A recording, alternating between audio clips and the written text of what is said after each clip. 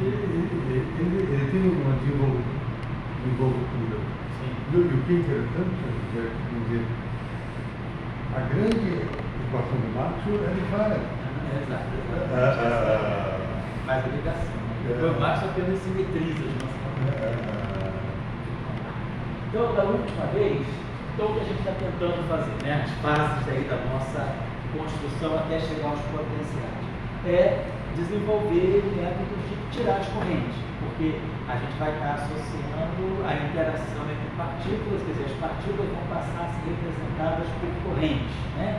E aí o espalhamento elástico das partículas é, na verdade, o espalhamento elástico dessas correntes. Então, nós estamos ainda vamos dizer, na etapa, né? Na fase das correntes. Então, da última vez, a gente estava tentando ver, né?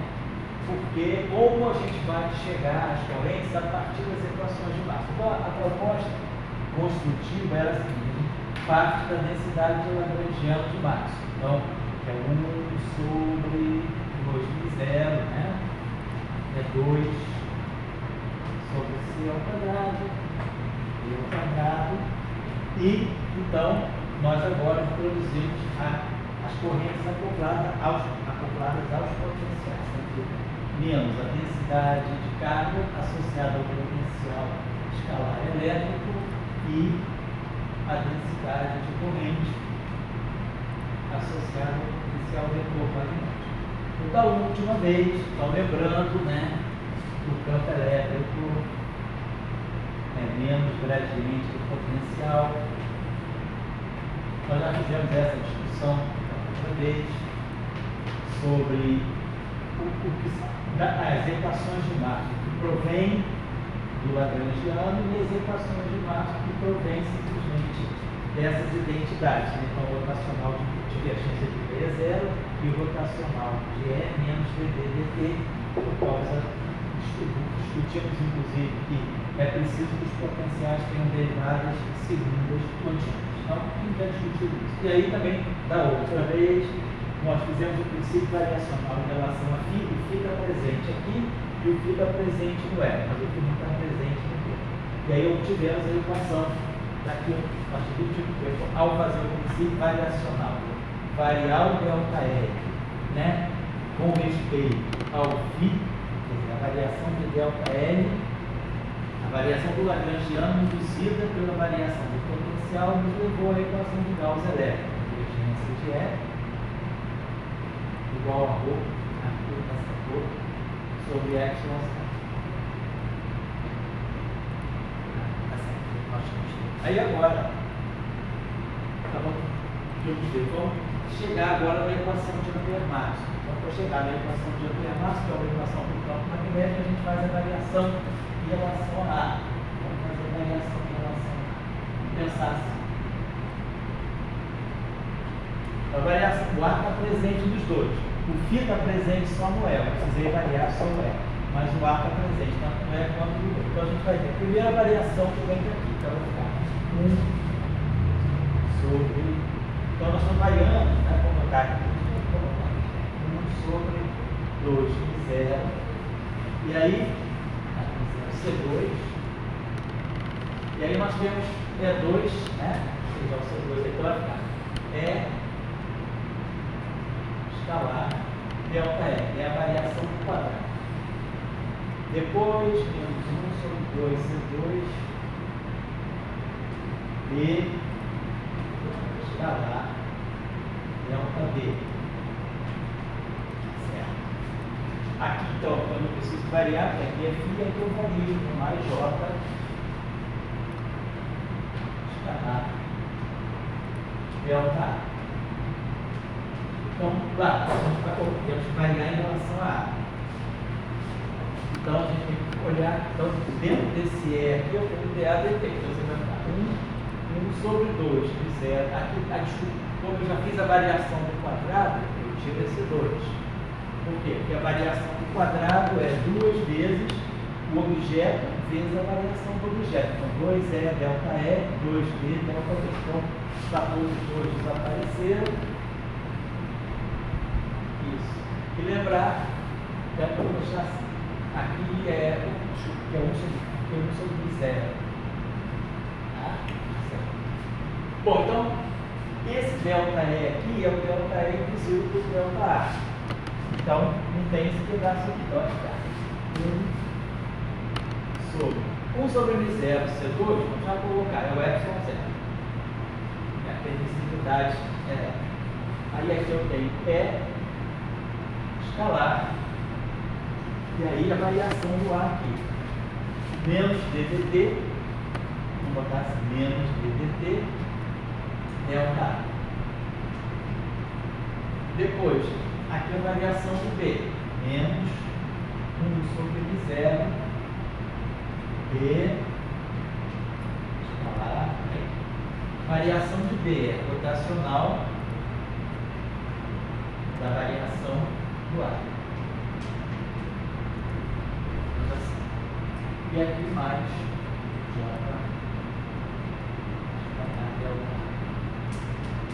então vamos ver, aqui eu tenho ddt, então vamos escrever esse termo aqui, eu posso escrever ele assim. Vamos usar, nós temos aqui, vou botar esse menos aqui na frente, vou botar esse menos aqui na frente, então vamos escrever esse termo como se menos ddt do epsilon 0 é escalar delta A.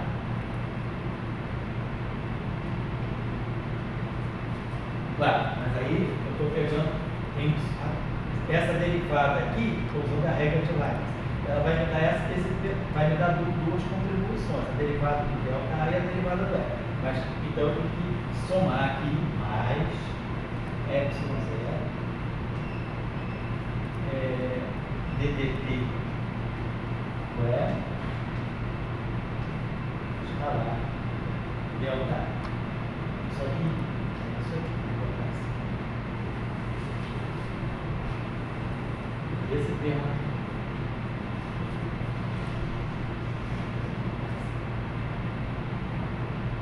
Então, quer dizer, reproduzo esse termo aqui, mas aí somando esse termo aqui, eu cancelo a contribuição extra, que seria essa aqui. Aí agora, esse termo aqui. Vamos observar o seguinte, isso aqui é B escalar rotacional do delta A. Então, vamos pensar numa coisa assim. Isso aqui é B, vamos colocar em componente. Componente I do campo B, componente I do rotacional do delta A. Vamos escrever explicitamente BI, aí aqui vamos ter epsilon I J, tá? Derivada J do delta A. Então isso aqui é a iésima componente do rotacional. BI escalar a iésima componente, né, do rotacional. Aí eu posso escrever esse termo também fazendo aquela aplicação de Leibniz. Derivada J de quem? De epsilon IJ, tá? BI delta AH. Então, o que eu estou produzindo nesse termo aqui? Estou reproduzindo esse termo aqui. Essa derivada vai poder tocar aqui e vai poder tocar aqui. Quando vai tocar o delta A é exatamente esse termo. Mas para que essa derivada toda aqui reproduza só esse termo, eu tenho que subtrair esse pedaço aqui. Menos epsilon I J dj di delta H. Né? Que eu posso escrever assim, né? Esse termo, então eu coloco só pelo lugar. Esse termo aqui tem um sinal menos, então eu vou trazer esse menos para cá. Então, tem que lembrar que tem 1 sobre epsilon 0.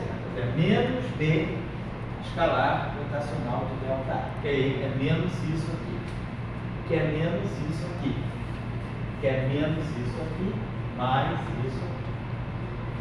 Então, esse termo aqui, vamos olhar já para cá. Lembrando que eu estou dentro do lagrangiano. Então, na verdade, esse lagrangiano, ele está dentro de ele é parte, ele constitui uma ação. Então, vou botar delta E. Então, delta E. A variação da ação vem da variação do Lagrangiano em relação aos campos. Como eu quero aplicar o princípio da mínima ação, né? Então eu vou estar sempre trabalhando dentro dessa integral. Então, esses termos aqui que são derivadas totais, isso aqui é uma derivada total no tempo. Eu tenho essa integral de uma derivada no tempo. Então isso aqui está me dando essa contribuição no tempo assimptótico mais infinito, no tempo menos infinito. Supondo que a variação seja extremos fixos, ou seja, nós queremos obter a dinâmica dos campos, a evolução dos campos, só dentro do volume, né? Então a gente pode fixar as bordas, dizer que a variação nas bordas é zero. Então, esse termo aqui, devido a essa integral no tempo, ele vai pegar só as bordas. Então vai sobrar esse termo aqui. Tá? Então esse termo aqui é o que sobra para nós. Aqui é a mesma coisa. Esse termo aqui é uma divergência. Isso aqui, esse I com esse I, esse K com esse A, isso aqui está formando, na verdade, isso aqui eu posso escrever da seguinte maneira. Quem está um pouquinho mais afiado na álgebra vetorial, cálculo vetorial, vai lembrar. Isso aqui é uma divergência. Eu posso fazer a seguinte troca. Posso botar J com I aqui. E aí troca esse sinal aqui, porque o epsilon é simétrico. Então vai ficar a divergência do produto vetorial de B com delta A. Então esse termo que está aqui, né? A divergência de J, de toda essa componente J. Isso aqui é justamente a componente J desse produto vetorial, B com delta A. Então isso é uma divergência. Então esse termo aqui que tem que delta A está dentro dessa integral, dessa divergência. Teorema de Gauss vai pegar esse fluxo aqui também só nas bordas do espaço-tempo. Né? Eu estou interessado no volume, então lá nas bordas do espaço-tempo eu posso fazer a suposição, quer dizer, vou usar o princípio variacional dizendo que a variação de campo nas bordas é zero. Os campos são fixos nas bordas, eu estou querendo compreender só a dinâmica no volume. Então esse termo aqui também é cancelado por causa dessa integral. Então sobra esse termo aqui. Agora o que é esse termo aqui? Ó? JI. Eu posso passar esse. Aqui eu posso escrever esse epsilon, né? Vou transportar o K duas vezes. Vai ficar K, I, J. DJ, DI. Mas eu posso trocar a ordem aqui para seguir o rotacional direitinho. Então eu vou botar aqui JI, aqui e boto o sinal menos. Então isso aqui é justamente a componente K do rotacional de B. Isso aqui é o rotacional de B, componente K. Claro, com sinal menos. E aí, escalar delta K. Então, isso aqui é a mesma coisa que menos rotacional de B, delta A. Então, vou colocar aqui esse termo aqui, eu posso escrever como sendo menos. Agora, vamos pegar esse termo.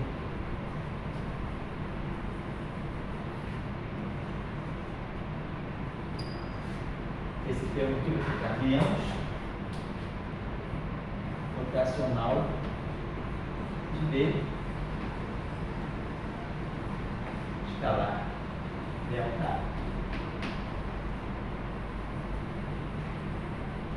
E esse tem o delta A. Então, assim, delta A aqui, delta A aqui, delta A aqui. 3 delta A. Isso aí é a variação do Lagrangiano. E pelo princípio da mínima ação, nós estamos colocando, né, que para variações arbitrárias delta A, esse termo aqui é zero para variações arbitrárias delta A. Então eu fatoro, né, esse delta A e vou ter esse termo que vai, vamos jogar, vai ficar rotacional, no fundo vai ficar isso aqui, ó, rotacional de B, que está com sinal menos, é como se eu passasse ele para a direita, vai ficar. Então, então esse termo aqui está com sinal mais, esse termo aqui está com sinal menos. Então, rotacional de B igual a epsilon zero.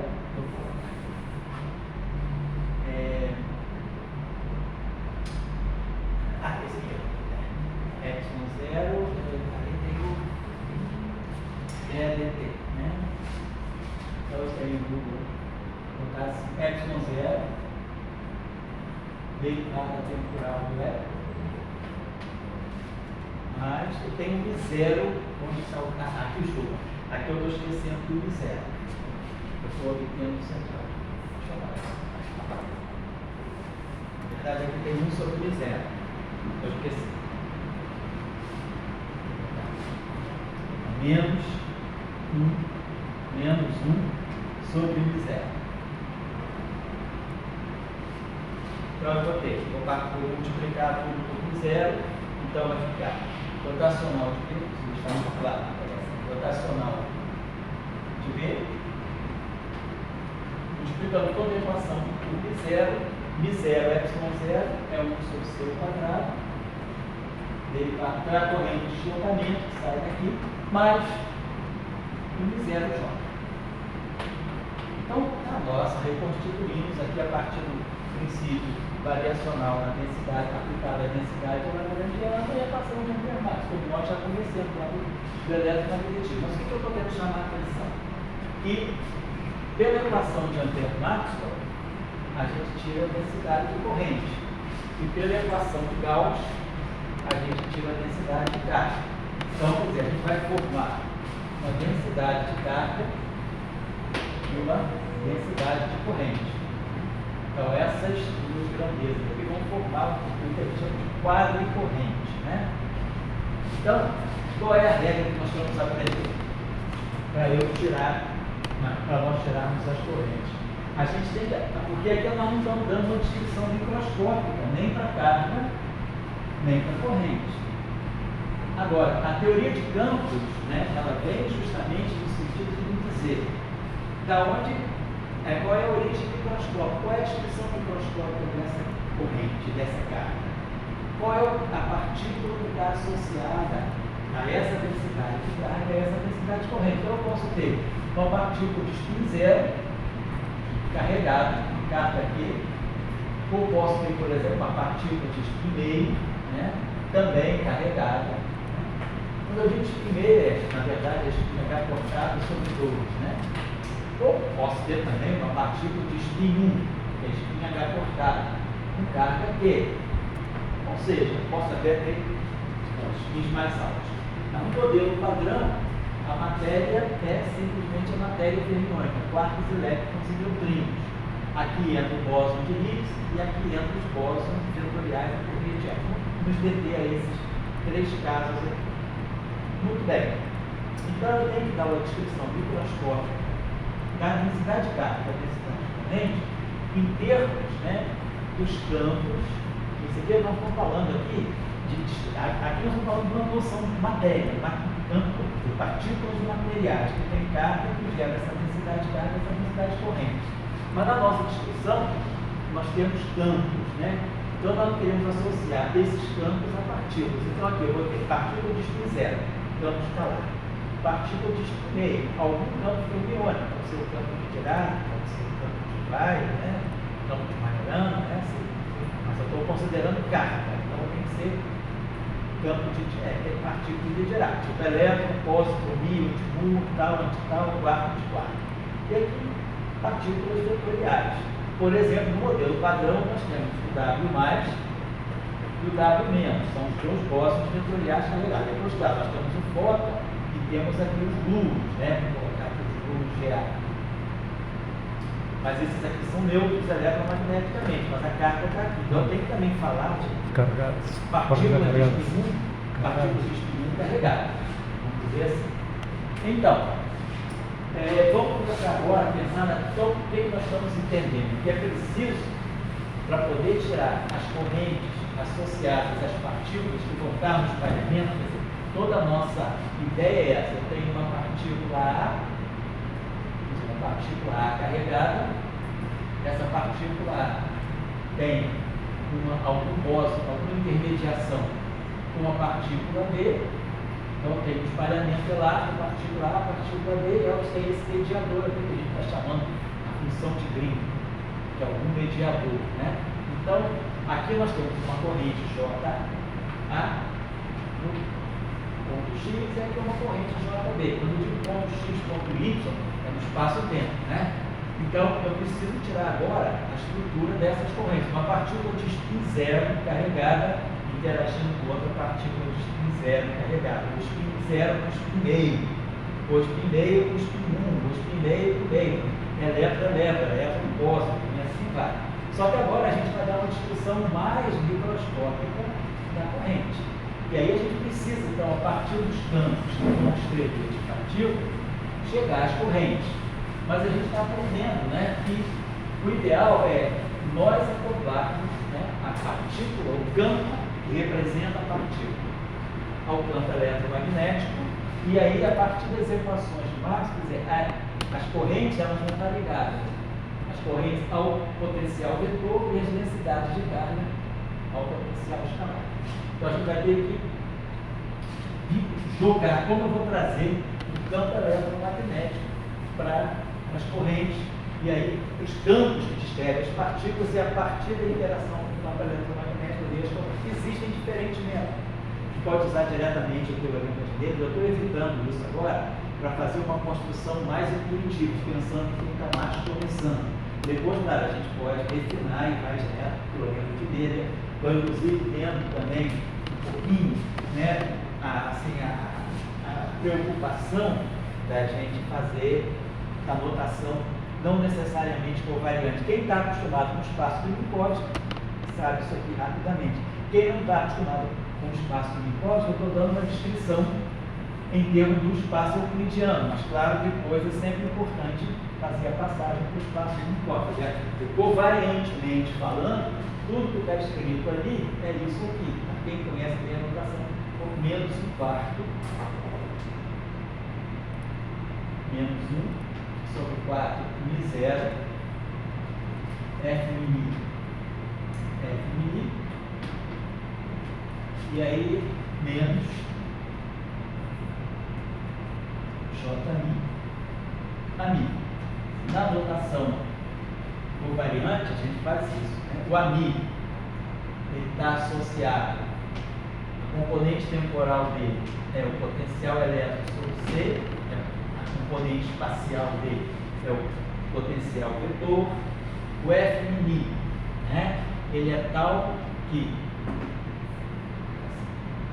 a componente F0 mi é o campo elétrico, é 1 sobre C, campo elétrico, componente I. E a componente puramente espacial é menos epsilon I, JK, campo magnético, componente K. E a corrente, Jmi, ela é C vezes a densidade de K, e aqui a corrente J. Então, quer dizer, com essa transcrição relacionando o espaço do Minkowski com o espaço tridimensional e o tempo, na notação não covariante do espaço euclidiano, eu faço essa associação com as correntes assim. Então, esse lagrangiano aqui do espaço do Minkowski corresponde exatamente a esse lagrangiano do espaço euclidiano. Eu estou mantendo o zero em geral, né? Também no sistema de unidades naturais a gente escreve menos um quarto de F mini, mas aí nós estamos colocando tudo no lugar certo. Né? Uma pergunta assim, essa colocação nas equações de Maxwell, esses termos de zero, epsilon zero, já que as equações de Maxwell seriam dependentes de uma expressão do campo, a variável do campo, esse antes de zero, epsilon zero, nem um pouquinho lei de Hooke, assim, as equações não deveriam se reduzir simplesmente sem esses. A variável é campo e daí não precisa estar mas o que você tem que dar, então, claro, mas aí você tem que dar uma, digamos assim, uma prescrição para saber o vácuo, né? Essa aqui é a questão. Porque essa é uma questão importante, quer dizer, do ponto de vista fenomenológico, né, quando as equações de Maxwell foram construídas, né, já campos gerados por cargas e correntes do vácuo, você tinha o vácuo, ele traz essas constantes fundamentais, o epsilon zero, a permissividade elétrica, a permeabilidade magnética M0.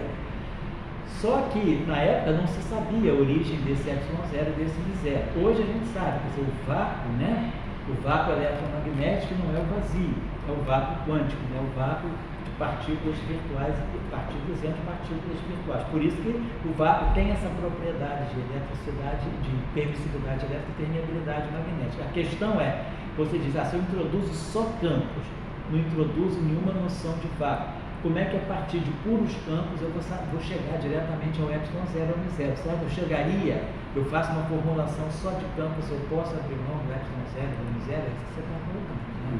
Então, o que a gente sabe é que não, que a gente precisa dar uma, vamos dizer assim, até quando a gente não conhece as eletrodinâmicas não lineares, a gente coloca o vácuo, é o vácuo com epsilon 0 e μ0. Nas eletrodinâmicas não lineares, né, aí a gente já tem uma não linearidade, aí a gente já introduz o próprio vácuo, ele pode adquirir uma permissividade elétrica, uma permeabilidade magnética em função de campos. Né? Se a gente olha para a teoria de Bohr-Niffer, por exemplo, né, na teoria de Bohr-Niffer, você chega ao epsilon e você chega ao μ a partir da não linearidade dos campos. Então, mas aí por quê? Porque essa não linearidade ela está expressando o fato de que existe algum meio virtual que constitui o vácuo.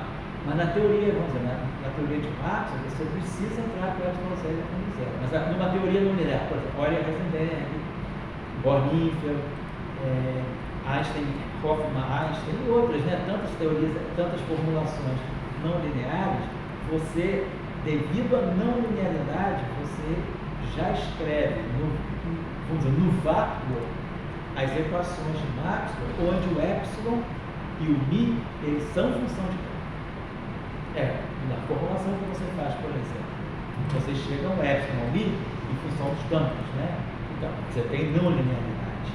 Então, você quando introduz uma eletrodinâmica linear, você também automaticamente já está dando uma descrição da permissividade elétrica e da permeabilidade magnética do vácuo em função de campos. Eu, na verdade, já nunca fiz isso. Isso que estou te perguntando. Entendi. É uma coisa fácil. É fácil fazer. Tirar a permissividade e a permeabilidade da parte de campos. Não lineares. Exato, a partir das equações não lineares. Eu acho que essa que é deveria ser o espírito da coisa. Exato. Olha, só para dar um exemplo, já que a gente está falando isso, esse curso é um curso mais assim, solto, né? Só para dar uma estrutura sobretudo para os estudantes mais principiantes. Agora que a gente está falando. Vamos pegar o Lagrangiano de Maxwell. Vamos pegar aqui Maxwell. 1 sobre 2 por 0 é 2 sobre C2 menos B2. Desculpa se a gente vai variando um pouco, mas eu acho que o curso assim, ele é mais solto, justamente permite que a gente... Vou voltar às correntes daqui a pouco, né? Mas eu estou só aproveitando a pergunta aqui, a observação do Dória, para já mostrar para os estudantes como é que a gente pode, de uma teoria não linear, tirar as equações constitutivas. Então vamos pegar o Lagrangiano, que a gente chama aqui Maxwell. Eu vou botar o Lagrangiano aqui, olha a Heisenberg. Esse Lagrangiano aqui, olha, Heisenberg, ele é de 1936. Né? A formulação não linear é a seguinte: 1 sobre 2 de 0, então isso aqui é puro máximo, é 2 sobre C2 menos B2. Depois aparece um novo tema, que vai entrar a parte não linear. O que eu estou dizendo que é não linear? Então vamos cá. Vou colocar aqui uma constante que aparece, que está ligada, né? Campos tristes, eu não vou descrever essa constante. Então a gente pode dizer qual é a origem dessa constante. Mas eu posso escrever esse termo aqui, ó. É 2 sobre C2 menos B2 ao quadrado. Tudo isso ao quadrado. Então isso aqui, ó, isso aqui é quadrático nos campos. Isso aqui é quartico nos campos. E às vezes aparece, quer dizer, pode aparecer também um termo aqui, que é esse termo aqui. Zeta, por exemplo, é sobre C escalar B, tudo isso ao quadrado. Então esse termo também é quartico nos campos, 2 campos elétricos e 2 campos magnéticos. Então isso aqui é a estrutura geral, em mais baixa ordem, da equação de Euler-Heisenberg. Aqui esse termo aqui, ó, tem dimensão de A2 sobre C2 × P2. Então esse termo aqui Isso tudo aqui tem dimensão de densidade de energia, como a gente sabe. Então aqui aparece esse D2, a densidade de energia. Então esse Psi aqui, esse Psi e esse Zeta, eles estão ligados àqueles chamados campos críticos, né? Que é o campo elétrico crítico, que é a massa do elétron ao quadrado, C3 sobre E cortado. A gente tinha falado sobre isso da outra vez. E um campo magnético crítico, que é a massa do elétron ao quadrado, C2 sobre E cortado. Então essas constantes aqui, esses parâmetros que aparecem na equação de Euler-Heisenberg, eles na verdade estão ligados a essas grandezas aqui. O H cortado aparece porque nós estamos falando aí de correções quânticas na eletrodinâmica quântica. Então, isso são correções que vêm do processo quântico, estão dando vamos dizer assim, uma ideia de que o vácuo quântico não é o vazio. Então, tudo bem, então só colocar isso aqui. Só por uma questão de simplicidade, eu vou trabalhar só com esse termo aqui, vamos esquecer esse termo aqui, só para a gente ver que daqui esse termo, que essa não linearidade, como é que ela vai interferir, por exemplo, nas equações de Maxwell. Então, por que isso aqui é não linear? Porque esse lagrangiano de Maxwell, ele dá origem às equações de Maxwell, que são lineares no campo. Então, desse termo aqui, se o lagrangiano é quadrático no campo, a equação de campo é linear no campo. Por quê? Porque para tirar a equação de campo, eu faço uma variação do lagrangiano em relação aos campos. Então, vai aparecer um E escalar, delta E. E o que bate a equação de campo é isso aqui. Então, o lagrangiano quadrático me dá equações de campo lineares. Agora, a equação cubiquártica, quando eu variar isso aqui, eu variar o termo quarto, né, eu variar x a 4, eu vou ganhar 4x3 delta x. Então, o que vai para a equação de campo é a terceira potência, porque os deltas eles são sempre fatorados pelo princípio variacional. Então, o que vai para a equação de campo é sempre uma potência mais baixa do que está no lagrangiano. Se isso aqui é quarto, eu vou ganhar um termo cúbico. Então, vamos ver como é que ficam as equações de Maxwell nesse caso. Estou só fazendo. Então, esse aqui é um exercício simples, né? Só para instruir o que o Dória falou. Como é que a gente pode chegar às propriedades de permissividade, as propriedades eletromagnéticas do ar, permissividade e permeabilidade, a partir da não linearidade. Vamos ver. Então, eu vou fazer o seguinte, vou apagar isso aqui. Estou apagando esse termo de propósito, que esse termo aqui já dá ilustra o que nós queremos. Então, que nem a gente fez mais cedo no princípio variacional. Vamos dizer que eu quero tirar a equação de Gauss. Ele parte disso aí na mão, assim. Não, ele chega isso aqui. Isso aqui, olha, né? Eles calculam, vamos dizer, eles somam sobre todas as, vamos dizer assim, eles integram sobre todos os efeitos do elétron e ganham uma teoria puramente fotônica. Só tem fóton aqui. E essa teoria puramente fotônica, ela está incorporando os efeitos quânticos dos elétrons. Então, aqui, você pega esse parâmetro aqui, ele está ligado à massa do elétron, à velocidade da luz, à carga do elétron e a H cortada. Então, tem propriedades quânticas, elétricas, relativísticas e mecânicas do elétron. Então, você soma sobre todos os efeitos do elétron, como é que todos esses elétrons se juntam e como é que eu tiro uma teoria puramente fotônica que já incorpora o efeito dos elétrons. Mas, claro, ela não para aqui, isso aqui é um truncamento. Ela vai a ordens mais altas, ou pegando o termo mais baixo. Então, por exemplo, mas eles chutam essa lagrangiana? Não, não chutam, eles calculam. Eles mostram, eles chegam a falar isso. Chegam a essa lagrangiana. É uma expressão, depois eu posso dar referência para vocês. Eu trabalho de Euler e qualquer Euler, Heisenberg também, né? E de 1935, 35. Eles calculam isso aí. Eles chegam a essa lagrangiana, não linear. Então, só para tirar a equação de Gauss, vamos fazer só ela, depois foi como exercício no Fermat. A gente tem delta φ, não tem que variar em relação. Então, o nosso delta L vai ser. Então, vamos variar esse termo aqui. Então, aqui eu não tenho φ, eu só tenho φ aqui. Eu estou tirando só a equação de Gauss. Então, vai ficar. Quando eu variar, o 2 vai cancelar, vai ficar 1. Então, a gente já fez 1 sobre 0, C2. 1 sobre 0, C2 é escalar delta L. E aí agora esse termo aqui vai ficar, então, 2si é 2 sobre C2 menos P2. Estou variando esse quadrado vezes o delta de E2 sobre C2 menos P2. Mas então eu estou tirando a variação do quadrado. Então, é a base, quer dizer, variação do quadrado é 2x delta x.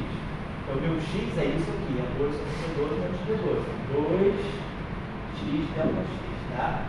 Então, veja a diferença. Aqui é um delta E, e aqui é um delta do E ao quadrado. Lembrando que, dentro do D, eu não tenho potencial vetor. Então, para efeito de equação de cálculo, então, eu esqueço isso aqui, porque aqui não tem delta φ. Delta fica só aqui. Então, esse delta E2, na verdade, esse termo aqui vai ficar também duas vezes. Eu posso substituir tudo isso aqui por 2 sobre C2, né? É escalar delta E. Então, vamos colocar 2 sobre C2 é escalar delta E. Então, vai aparecer 4 si sobre C2, né? 2 vai ficar 4, dividido si e C2. É escalar delta E. Vamos botar isso aqui. E botar é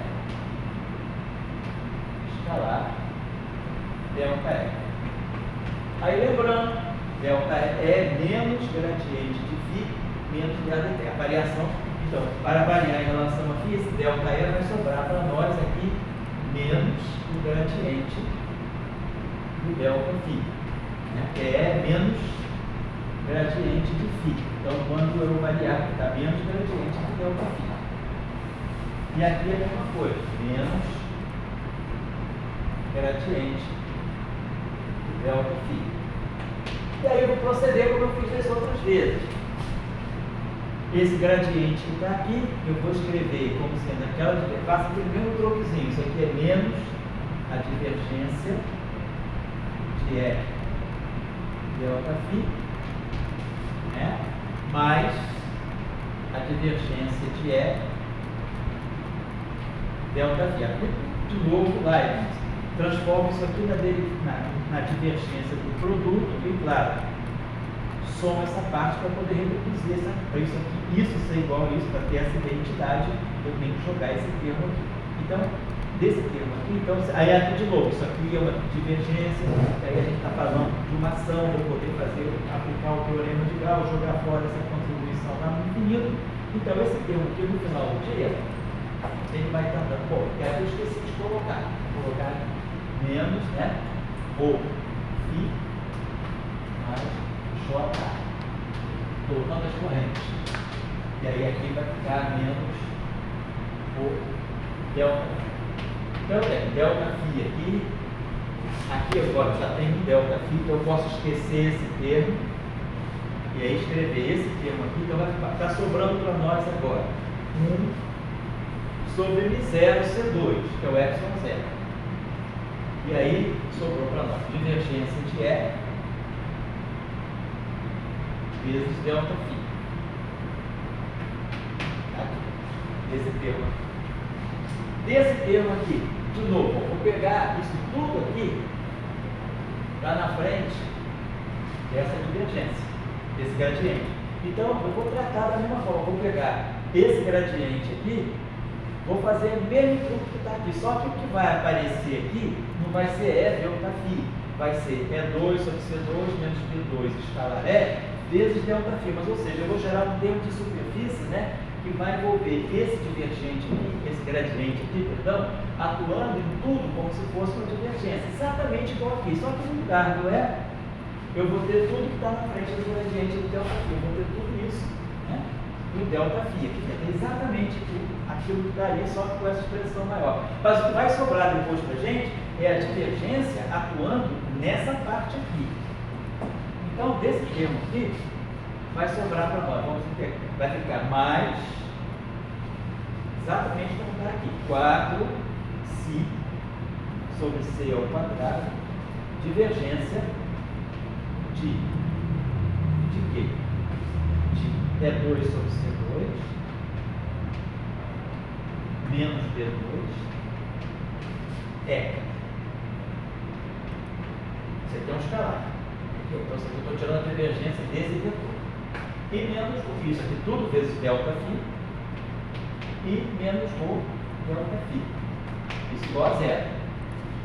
Estou pegando delta L, eu queria que essa variação arbitrária de delta φ fizesse, né, a contribuição. Então, eu tenho toda essa grandeza vezes delta φ. Então, eu esqueço esse delta φ, essa variação é arbitrária, e aí eu estou ganhando esse termo aqui, ó. Divergência de E.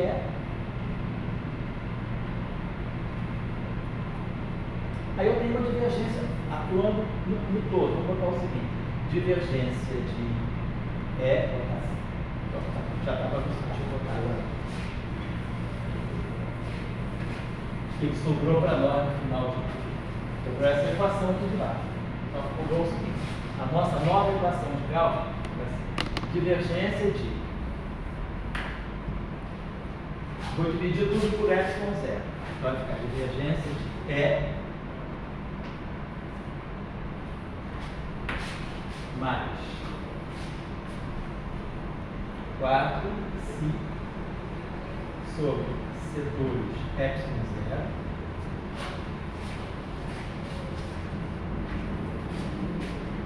E2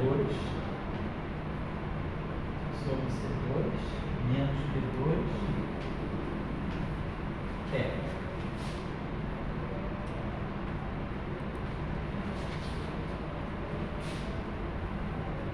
igual a ρ sobre ε0. Então, a gente está vendo isso que a gente diz que é não linear. Ó. Aqui estão aparecendo termos cúbicos nos campos. E2 vezes E2 vezes E. Então, essa equação aqui é como se eu tivesse, né? Eu posso multiplicar, na verdade, eu posso deixar vou deixar o ρ aqui, vou deixar o ε0 aqui e tirar esse E. Então, eu posso definir aqui um vetor de deslocamento, D, que vai ser ε0 E mais 4π sobre C2 E2 sobre C2 menos B2 vezes E. Normalmente, o que a gente faz é definir, né? A gente está dizendo o seguinte: eu tenho um tensor com vetor de deslocamento, que vai ser DI, vai ser ε0 EI mais 4π sobre C2, e aí aqui nós vamos ter, vou botar assim, EJ, que é o produto escalar, né?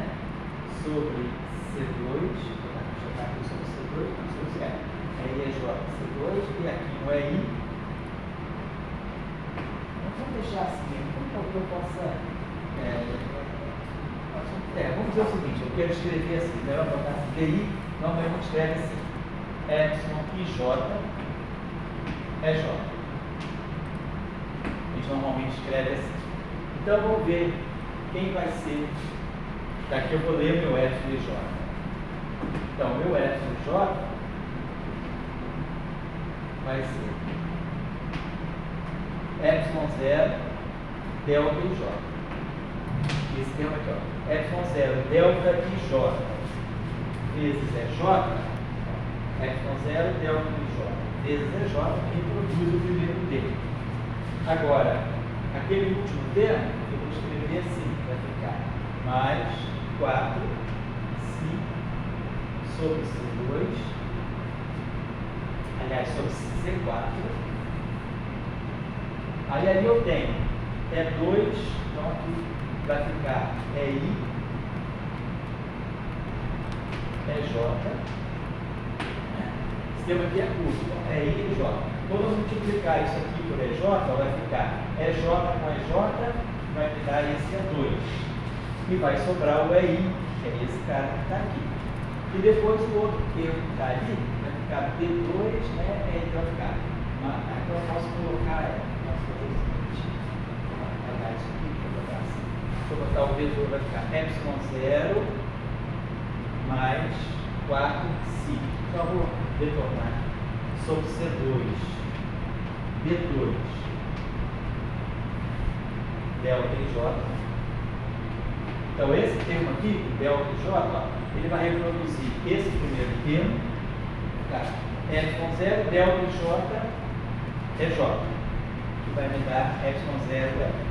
E depois esse termo aqui, esse delta J, com esse J, vai me dar a componente aí, que vai ter o D2 aqui, e depois aquele último termo do E, que vai ser mais 4 si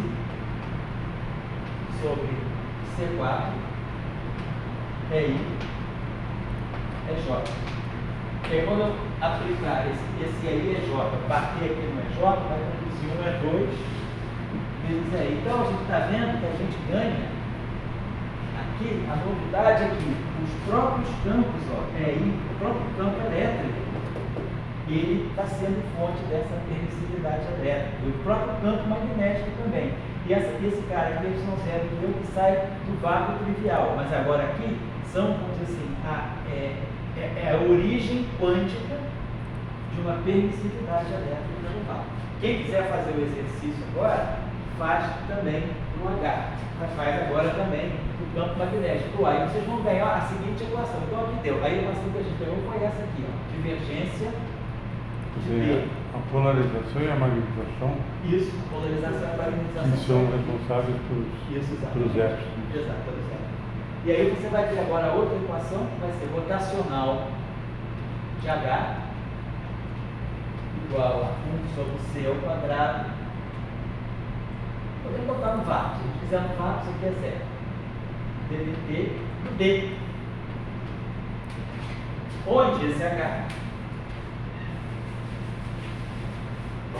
Onde esse H agora, ele a gente chama, sabe, a relação entre D e H, né? Quer dizer, normalmente, né, no meio material a gente chama H, vai ser HI, vai ser aquele μ menos 1, aqui tensor, vezes VJ.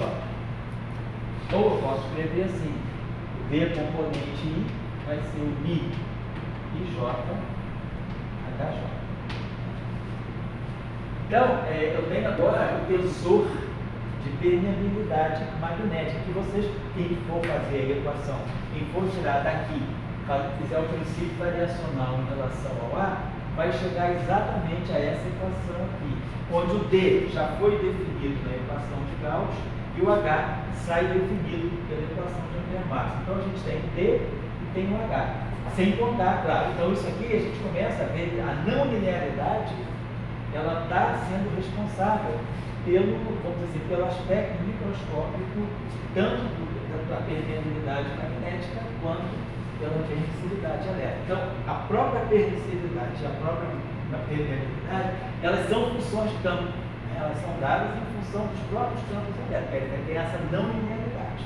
Mas eu acho que a palavra correta é que é polarização e magnetização. No fundo é isso, porque aí você escreve isso aqui, T é o epsilon0 mais T.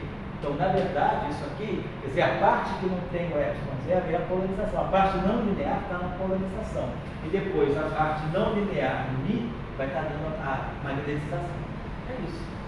Então, só para lembrar vocês, né? Então, vou pagar um instantinho. Então, as equações de Maxwell agora, numa eletrodinâmica não linear, elas adquirem essa forma geral. Divergência de D no vácuo igual a zero. Agora, rotacional de E é menos dT. Divergência de B é zero. E o rotacional de H é igual a 1 sobre C ao quadrado, derivada temporal. Então, essa fica sendo a estrutura geral na não linearidade. A equação de Gauss e a equação de Ampère-Maxwell, elas trazem a não linearidade.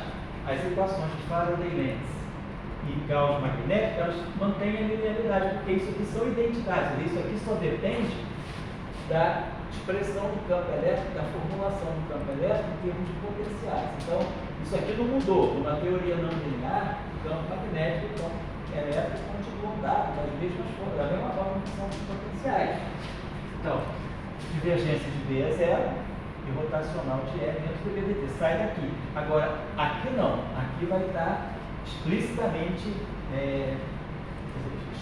ou melhor dizendo, implicitamente aqui contém a não linearidade. Porque aí esse D, né, então, como vocês estão lembrando aqui, esse D, vamos dizer, a gente pode escrever assim, pensando nesse epsilon aqui como uma matriz, vou botar assim, notação epsilon é. Na verdade, eu estou dizendo que isso aqui é que DI é aquela matriz de permissividade, epsilon, J, J.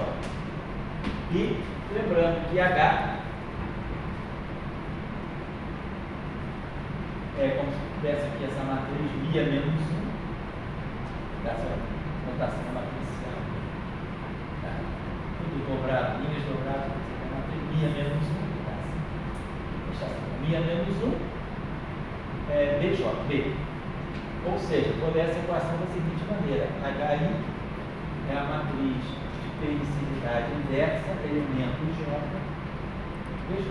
Ou se eu quiser inverter, fica BIH. Ou seja, então eu tenho uma nova formulação, onde todos esses épsilons e esses bis dependem dos campos. Então agora a novidade é que o épsilon, ele não é simplesmente algo que não está ligado aos campos, ele provém dos campos. Eu posso até dizer, esse FJ é função de E e de B, isso aqui é J, e essa relação eu posso escrever ao contrário, posso escrever DI é Mi e J, também de E e de B, HJ. Então, como o Dória está falando, a polarização está aqui dentro e a magnetização está aqui dentro vão depender dos próprios campos. Então isso aí sai, claro, vocês podem pensar isso aí de uma maneira geral, não precisa ser necessariamente só Euler e Heisenberg. Euler e Heisenberg, ela simplesmente está dando, né, um retrato de algo que é muito mais geral. Mas assim, todas as teorias, e outra coisa importante, né, talvez vale a pena chamar a atenção, é dizer o seguinte, que mostra-se, não é uma coisa trivial de se mostrar, mas que nós podemos sempre formar dois invariantes relativísticos a partir dos campos elétromagnéticos. Esse aqui de sempre é 2 sobre C2 menos B2. Isso aqui é invariante de Lorentz, é um invariante relativístico, e tem um segundo invariante relativístico, que é esse aqui, que é escalar B. Então, quando eu faço transformações de Lorentz, essa grandeza aqui não muda. Essa grandeza é invariante relativística. Qualquer observador inercial, se é escalar D é zero para um observador, é zero para todos. Essas duas relações aqui são dois invariantes. Quem está acostumado com a notação covariante vai identificar. Isso aqui é menos 1/4 de F mini. Isso aqui é menos 1/4 de F mini, o dual do F mini, onde esse dual do F mini é definido como sendo meio do epsilon mi K. Está falando. Ou seja, quem é o qual? Lembrando que F0i é o campo elétrico sobre C. FJ menos epsilon IJK, campo magnético, componente K. O dual, ele vai ser o F dual 0i é igual ao componente I do campo magnético. E a troca é por B. E a componente IJ do dual é epsilon IJK, campo elétrico K sobre C. Ou seja, quando eu passo do tensor para o dual, o E sobre C está em B. E o D Aí menos E sobre C. Quer dizer, a passagem do dual é a transformação de dualidade é que E sobre C vai em B, e B vai em menos E sobre C. Então isso aqui é máximo E sobre C e B. O dual de máximo é B menos E sobre C. Isso aqui. Então, a gente pode falar assim, em vez de construir só isso aqui no fundo é o quê? Isso aqui é o F ao quadrado. É que se F ao quadrado. Posso deixar como exercício. Quem quiser fazer esse exercício, por exemplo, fazer o seguinte. Vamos supor que eu tenho um Lagrangiano geral, o Lagrangiano não linear, vou botar assim, o Lagrangiano não linear, que seja máximo. Então, o que é máximo? Máximo é 1 sobre 0 F. Não, é 1 sobre 2 de 0 F, né? Porque máximo é isso aqui, ó. 1 sobre 2 de 0 é 2 sobre C2 de 2. Então, 1 sobre 2 de 0, deixa eu ver até aqui, isso aqui é uma coisa, F bastante. Se eu pegar F0i, F0i, F0, não, aqui tem que é o contrário. Aqui, eu acho que é isso aqui. É 2 sobre C2, é 1 meio, que é 2 sobre C2 menos C2. Então, esse F aqui é isso aqui. Então, eu posso, é isso mesmo. Porque isso vai ficar menos 1/4 de F0i, F0i, F0, F0. Vai ficar 1 meio de F0i, F0i. Isso, então tá. É isso aqui. Tá? Tem o fator meio.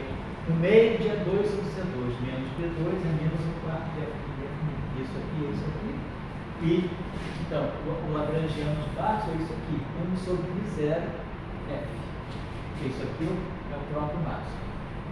Aí eu posso colocar aqui, imaginar que nesse Lagrangiano eu acrescente uma função aqui, sei lá, vou chamar aqui uma função lambda genérico de F. Então tem uma função, no caso do Euler-Heisenberg, isso aqui pode ser A2 sobre C2 menos B2 ao quadrado. Isso é uma função genérica. Então a pergunta que eu faço aqui é, que como tarefa é tirar as equações. Como essa função genérica de f, desse f aqui, né, vai me dar termos nas equações de Maxwell. Então eu vou ter, daqui eu vou tirar as equações de Maxwell mais as contribuições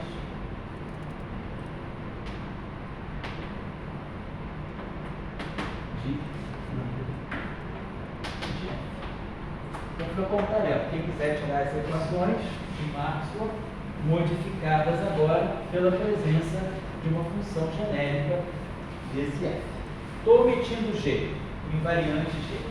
Eu estou colocando só para ficar para complicar ali, digamos, já dá uma ideia para a pessoa aprender a começar a manipular. Então, dentro dessas equações, essas formulações não lineares, nós temos a que nós falamos agora, Euler-Heisenberg,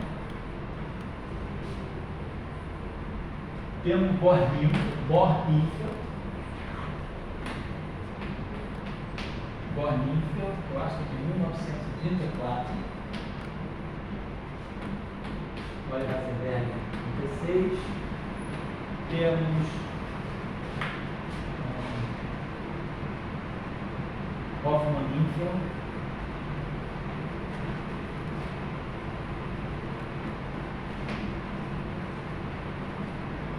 de 1937, temos outras formulações não lineares. Existem várias formulações não lineares hoje, mas assim, as mais clássicas que começaram, interessante é que Bohr-Nifel, ela é proveniente, ela se descobriu em 1998 que aquele eletromagnetismo de Bohr-Nifel de 1934, ele pode ser derivado a partir da teoria de cordas. Então, a teoria de cordas, no limite de baixa energia, ela gera uma eletrodinâmica que é a eletrodinâmica de Bohr-Nifel. Isso aconteceu o quê? 63 anos depois, em 1997. Então, na verdade, Bohr-Nifel, apesar das teorias de cordas serem muito posteriores, né, acaba se mostrando que das cordas a gente chega a cordas. Então, são populações não lineares. Eu estou falando a atenção porque o Dória levantou a questão de que será que eu posso escrever um eletromagnetismo onde as propriedade, polarização e magnetização vêm do próprio campo, então, assim, numa formulação não linear, como a gente mostrou usando o Heisenberg, a gente obtém permissividade elétrica, permeabilidade magnética, ou seja, polarização, tensor de polarização e tensor de magnetização como função dos próprios campos. É isso que a gente está dizendo. Só para, foi um parênteses aqui meio longo, mas está aproveitando o contexto para deixar claro isso aí. Agora vamos voltar aqui à nossa questão das correntes. Então, nós estamos entendendo o seguinte, que o que nós precisamos, qual é o papel da teoria de campo? O papel da teoria de campo é formular uma descrição microscópica do rolo do João. Quer dizer, a partir, vou botar assim, né? Teorias quânticas de campo, né? Elas, vamos dizer assim, elas vão nos permitir uma compreensão microscópica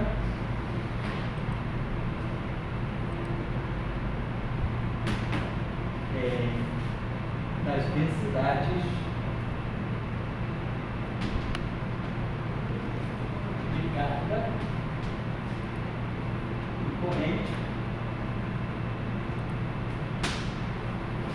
a partir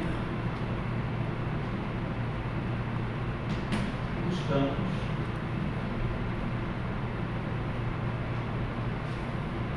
associados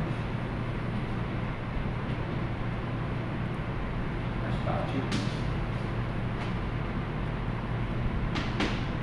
materiais.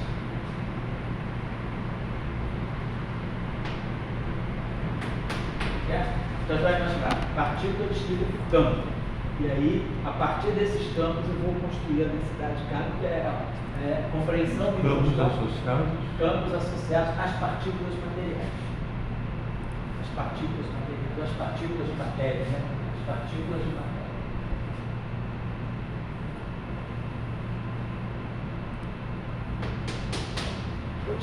Tá dando para ler assim?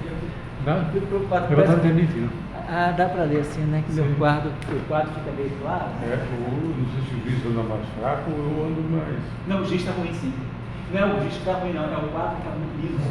Esse quadro vai ficar mais áspero. Preciso passar um bombril aí, uma coisa assim mais áspera, porque o quadro, eu acho que às vezes as senhoras da limpeza, elas enceram o quadro.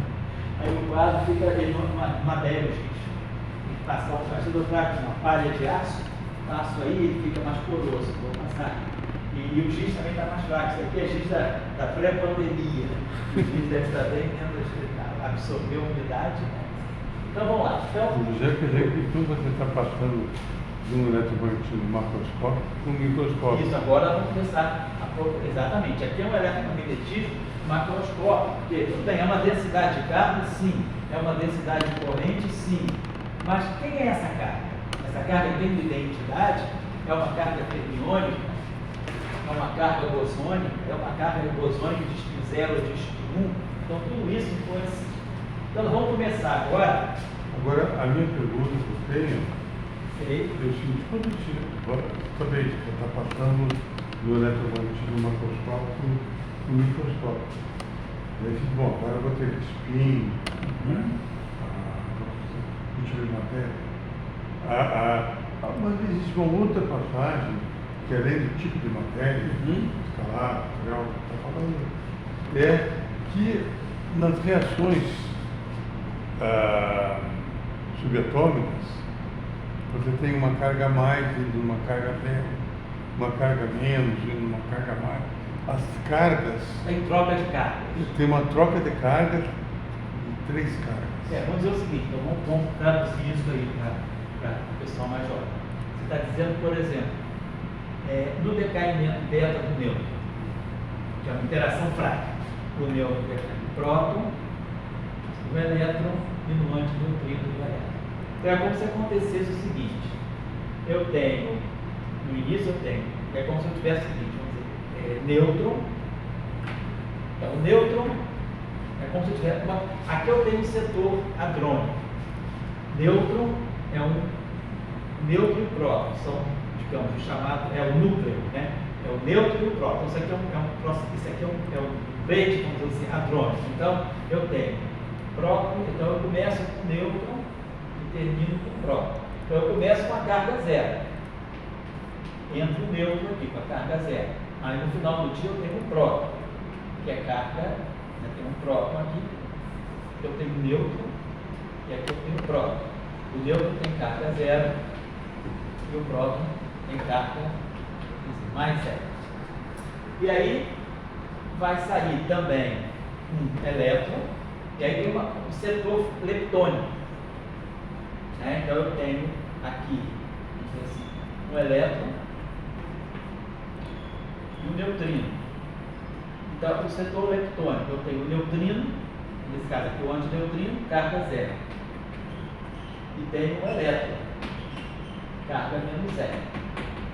Então, no setor hadrônico, eu tenho uma corrente carregada, porque eu começo com nêutron e termino com próton. Então, eu tenho uma carga, tenho um processo hadrônico que recebeu uma carga. E no processo leptônico, eu tenho neutrino, que eu posso olhar essa reação também, então pensando o seguinte: se eu bombardear nêutrons com neutrinos do elétron, eu vou produzir próton e elétron. Ou seja, isso aqui seria um decaimento inverso, né? Eu jogo neutrinos, bombardeio neutrinos em cima do nêutron e posso formar prótons e elétrons. Então, a carga bosônica, hadrônica, ganhou uma carga positiva e a corrente leptônica ganhou uma carga negativa. De neutrino, eu passei para elétron, e de nêutron, eu passei para próton. Então, nós temos um processo aí elétrico, um processo fraco, que envolve troca de cargas. Na eletrodinâmica, só para lembrar, convencionalmente falando, no eletromagnetismo, quando uma partícula qualquer emite ou absorve fóton, tem uma partícula em carga Q. Ela emite ou absorve fótons e ela continua com a carga Q. Por quê? Porque é um fóton neutro. Então, se eu absorvo fóton ou emito fóton, eu mexo no momento linear, mexo na energia da partícula, claro, mas não mexo na carga. No processo fraco, né, eu tenho que o nêutron, por exemplo, na verdade, olhando hoje, como a gente conhece em termos de quarto, o nêutron é quarto, o DD, e o próton é quarto, o UD. E aí aqui eu tenho o elétron e o antineutrino quarto. Então, o que aconteceu na verdade? O quarto D decai no quarto U, emitindo o elétron e o antineutrino do elétron. Isso aqui é a visão dentro do modelo padrão do decaimento beta do nêutron. O decaimento, na verdade, do quarto D. Então, o quarto D decai no quarto U. Então, o quarto D tem carga menos 1/3 de E. O quarto U tem carga 2/3 de E. Então, aqui eu tive uma troca de carga. E aqui também o neutrino, como se o neutrino virasse o elétron, né? Então, nesse processo aqui, eu tenho troca de carga. É um processo fraco. No processo, por quê? Hoje a gente entende por que há troca de carga. Porque na verdade eu estou trocando bósons W, né? Então tem essa discussão. É como se eu tivesse um quarto D, assim. Então eu tenho o quarto D, tem carga menos 1/3, menos 1/3. Aí, esse carga aqui vai virar o quarto U, tem carga 2/3. Então, vamos ser, ele absorve aqui o bóson W+. O W+ tem carga 1, o quarto D tem carga menos 1/3, 1 menos 1/3 dá 2/3, sai no quarto U. E aqui, é como se eu tivesse esse W+ aqui. Então, aqui eu tenho W-, aqui eu tenho, vamos dizer assim, o neutrino. Então, tem o elétron. O elétron emite, né? Aqui, esse propagador aqui é W+, W-, e aqui eu tenho o neutrino, antineutrino. Então, o elétron emite o W, né? O elétron, poder pensar assim, então posso pensar assim. O elétron tem carga neutrino, perdão. Aqui eu tenho neutrino. O neutrino, ele emite um W+, ele tem carga zero. Quando ele perde uma carga 1, ele fica com uma carga, um objeto com carga negativa. Ele emite um objeto, ele tem carga zero, emite uma carga 1, que vai ser absorvida aqui. Então ele emite uma carga líquida com a carga negativa. Então é um neutrino que se transformou no elétron, trocou de carga. E o quarto dele se transforma no quarto trocou de carga. Isso é um processo fraco. No processo eletromagnético, não, porque o fóton tem carga zero. Então, partículas emitem e absorvem fótons e não mudam a sua carga. Na interação elétron-fraca, partículas absorvem e emitem Ws e aí elas trocam suas cargas. Claro, se absorver ou emitir um Z0, ela não troca de carga, né? Porque o Z0 é neutro. Mas no processo fraco, tem processos de troca de carga. Isso que você está querendo dizer. Mas a minha pergunta é, então, é o seguinte: esse processo de troca de carga, independente se é interação fraca, tem um processo de troca de carga, ele não está trazendo uma fisicidade eletromagnética para a carga neutra? Sei. A carga neutra que para o balanço de curva não existe, certo? Agora, você mostrou, você agora tem uma troca de carga, e se o mais vai no zero, tipo, você está dando uma fisicidade eletromagnética para a carga neutra. Sei. Então, você está querendo dizer o seguinte: você tem na verdade, uma teoria geral da carga elétrica. E essa teoria geral da carga elétrica é a teoria das três cargas. Sei. A completeza eletromagnética era dada por três cargas. Sei. Zero mais um. Essa é a completeza. Sei. Se tem três cargas, tem quatro campos. E aí acabou. Entende assim, quer dizer, então, quer dizer, a balança de curva, eu só estou querendo dizer assim, você está me dizendo, olha, existia um mundo macroscópico com o raio J. Agora eu estou descendo para um mundo microscópico que vai ter, conforme for o spin, você vai ter eletromagnetismo.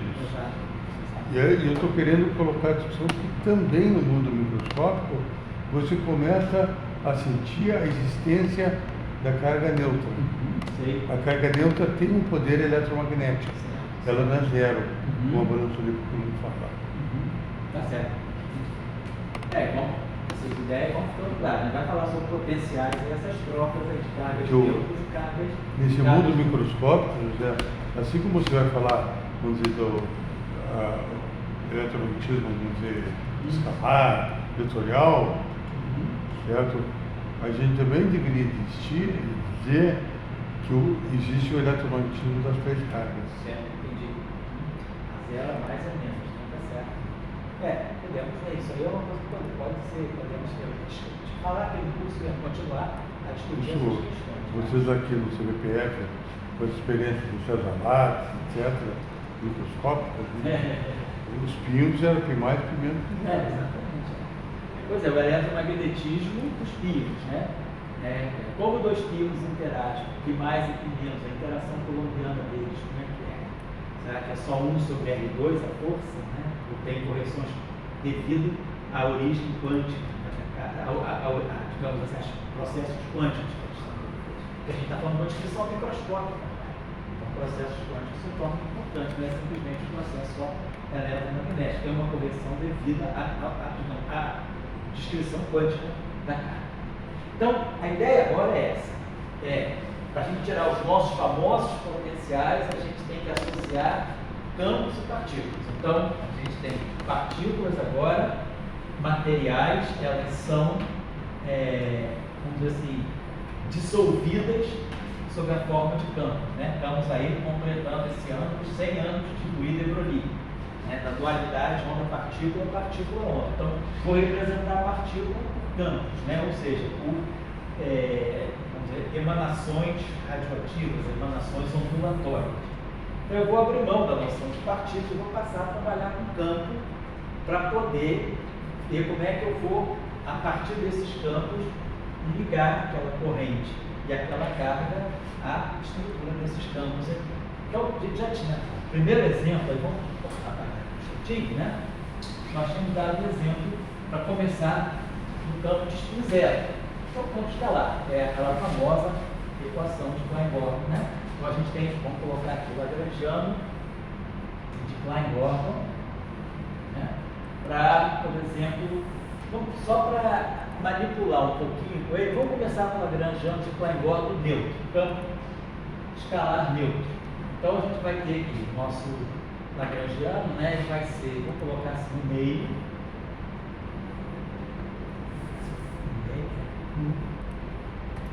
Então, 1 sobre 2 ao quadrado, derivada temporal de φ ao quadrado, ou seja, derivada temporal de φ, derivada temporal de φ.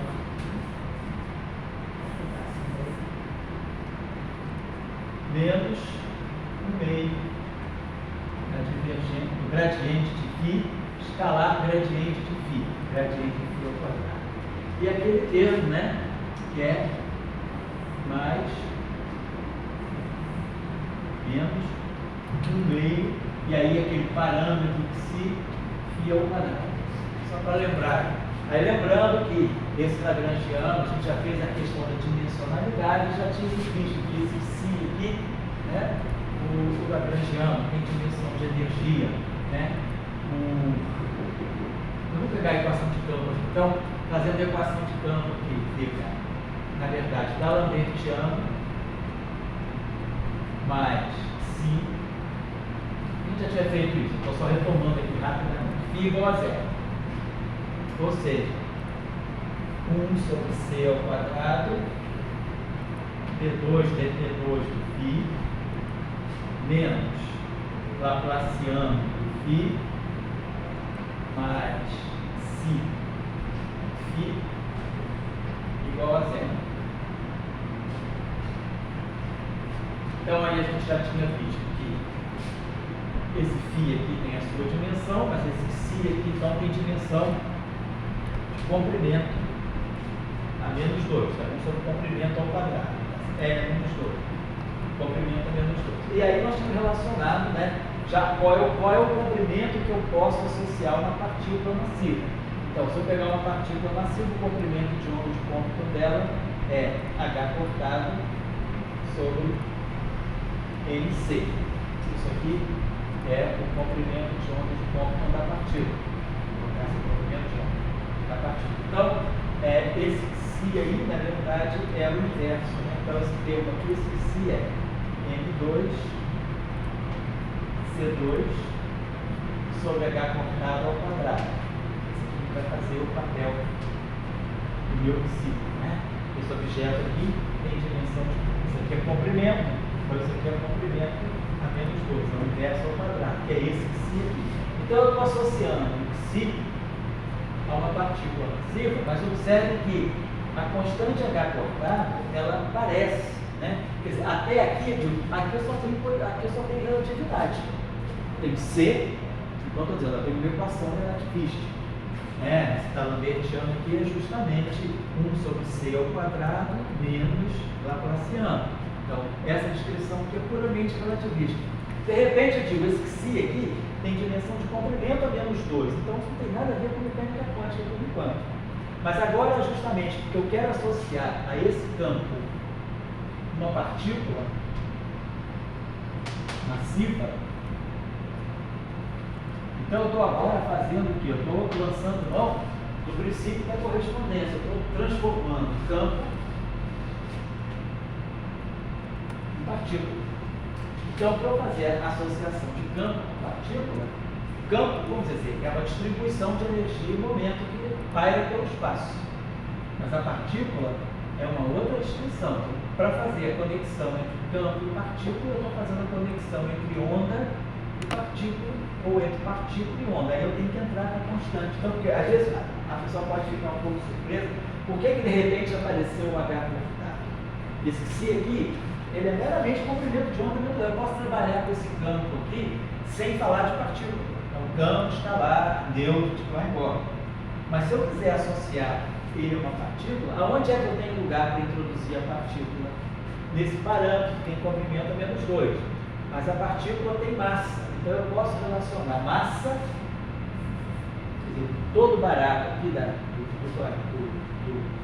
via é esse. Eu vou associar massa com escala de comprimento, escala de massa com escala de comprimento, via as constantes fundamentais. H cortado e C. No sistema de unidades naturais, onde H cortado é 1 e C é 1, o comprimento é justamente 1 sobre massa. Então, 1 sobre massa é igual ao comprimento de onda de ponto. Então, eu associo comprimento com o inverso de massa. Mas, claro, a maneira correta é essa. E aí o H cortado entra em cena. E aí agora eu estou dizendo, nessa descrição aqui, quando se traz o H cortado, eu não tenho só uma coisa relativística, só C. Eu agora trouxe algo, uma noção quântica, que é o H cortado. Então eu estou fazendo associação campo-partícula. Então, eu vou querer descrever o potencial entre partículas, como a gente estava falando desde a primeira reunião, a uma interação entre correntes. Eu vou transformar a partícula num campo e esse campo vai criar uma corrente. E por que eu estou falando agora de H cortada? Porque eu fiz a conexão campo clássico para descrever uma partícula. Então, a única ligação que eu posso fazer entre escala de comprimento e a partícula é associar essa escala de comprimento ao comprimento de onda de ponto da partícula, que envolve a massa da partícula. Então, isso aqui é constante universal, isso aqui é particular, isso aqui depende da partícula, e esse comprimento de onda de ponto depende da partícula, do elétron, do quark, do mu, né? Quanto mais massiva a partícula, menor o seu comprimento de onda de ponto. Porque o comprimento de onda de ponto, ele vai me dizer mais ou menos, né, o quanto a partícula ela está localizada. E se eu tiver uma massa muito pequena, então a partícula é como se fosse uma onda muito aberta. A massa muito pequena significa uma frequência, massa, lembrando da mecânica quântica, né? Relatividade, massa é energia, MC2. Então massa vira energia. Mas pela constante de Planck, energia vira frequência. Então, uma baixa massa corresponde a uma baixa energia de repouso, corresponde a uma pequena frequência. Portanto, um grande comprimento de onda, uma frequência pequena, né? Uma pequena frequência, um grande comprimento de onda. Agora, uma alta frequência, um pequeno comprimento de onda. Então, o comprimento de onda de ponta, ele nos dá uma indicação de quanto eu tenho que tratar a partícula como quântica ou não. Se eu estiver falando de energias muito altas ou comprimentos muito pequenos, né, eu começo a penetrar no comprimento de onda. É como se a partícula estivesse aqui e o comprimento de onda de ponto dela fosse mais ou menos isso. Então, se eu consigo penetrar no comprimento de onda de ponto da partícula, eu estou fazendo bem que eu tenho que ter uma descrição quântica. Mas se eu tiver a uma distância muito grande, é como se o comprimento de onda de ponto dela fosse pequeno. Eu posso dar um tratamento, às vezes clássico ou semiclássico. Então, o comprimento de onda de ponto é um bom parâmetro, né, para nós sabermos, por exemplo, se eu pegar um elétron, ele tem um comprimento de onda de ponto na faixa de 10 a menos 13 metros. Se eu pegar, por exemplo, radiação X, raio-X, que tem comprimento de onda muito pequeno, né, com 10 a menos, o visível, né, 10 é igual a HI, né? A constante Planck é na faixa de 10 a menos 15 elétrons volts. Então tá, vou pegar lambda é igual lambda I é igual a C. Então, se nós pegarmos, por exemplo, frequência de 10 a 15 Hz, aqui eu vou ter um comprimento de onda de 10 a menos 8 metros, né? Se eu pegar uma onda de 10 a 20 Hz, 10 a 20 Hz, comprimento de onda de ponta é 10, o comprimento de onda é 10 a menos 12, raio-x. Então, 10 a menos 12, quase já raio gama. Eu já estou com um comprimento de onda muito pequeno, que é na faixa do comprimento de onda de ponta do elétron. Então, eu já vou começar a penetrar naquilo que é a região do espaço onde o elétron, essa onda do elétron está espalhada, está mais ou menos aberta. E aí eu tenho que dar um tratamento quântico. Mas se eu tiver uma frequência, estiver trabalhando com raio, com radiação muito pouco energética, ou seja, comprimento de onda muito grande, esse comprimento de onda muito grande, ele acaba vendo essa partícula aqui como realmente uma partícula. Mas se ele for comparável ao comprimento de onda de cômputo, eu tenho que ir até uma instituição quântica. Então, o comprimento de onda de cômputo, ele entra aqui na hora que eu vou fazer a associação entre o campo clássico, ou o campo relativístico, né? Clássico no sentido de que não é quântico, mas clássico relativístico, vou associar com a partícula da alvéola. Esse parâmetro aqui, que tem comprimento a -2, eu jogo e associo ele ao comprimento de onda de cômputo de uma partícula massiva. E aí, isso aqui tem dimensão de comprimento a -2, e aí esse comprimento a -2 é o inverso do comprimento de onda de cômputo da partícula. Então, dessa maneira, eu vou associar a partícula a um campo. E o H cortado vai entrar em cena, porque o H cortado está aqui dentro. E essa relação. Muito bem. Deixa eu apagar. Só para... Depois nós vamos fazer isso com o campo complexo. Por enquanto é o campo real. Né? Vamos observar uma coisa aqui. Então, a equação de campo ficou assim. 1 sobre C ao quadrado, D2 dt2, φ, menos Laplaciano de φ, mais, né, si, φ, igual a zero. Vamos fazer o seguinte, vamos pegar essa equação aí, vou multiplicar essa equação aqui por, vamos multiplicar essa equação aqui por φ. Então, pegando essa equação e vou multiplicar pela derivada temporal de φ. Vamos fazer assim. Então, vai ficar. Estou agora começando a querer mostrar para onde a gente vai querer chegar. Alguma lei de conservação. D2 dt2 de φ vezes a derivada temporal de φ. Menos o Laplaciano de φ vezes a derivada temporal de φ. Mais si vezes φ vezes a derivada temporal de φ igual a zero. Multipliquei toda a equação pela derivada temporal de φ.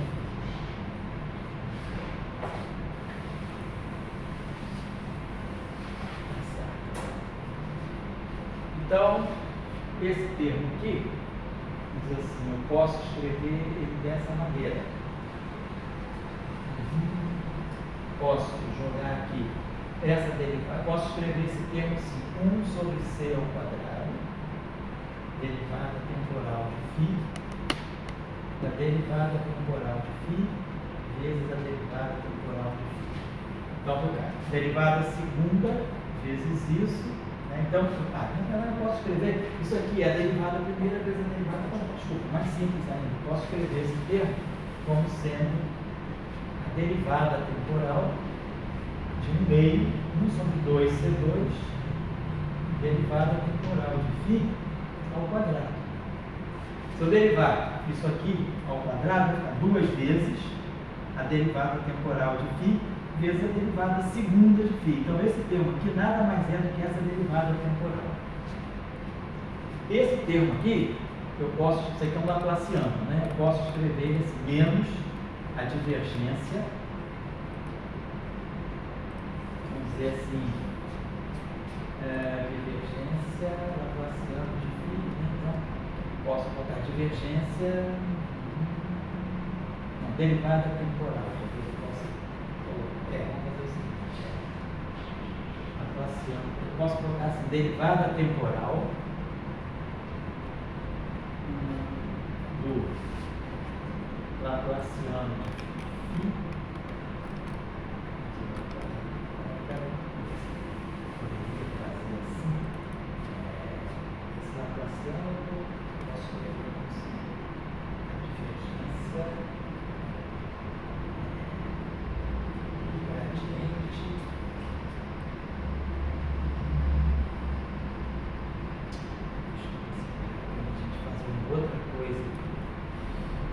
essa equação aqui, multipliquei pela derivada temporal. Eu posso pegar essa equação aqui, multiplicar pelo multiplicar ela pelo gradiente de divergência.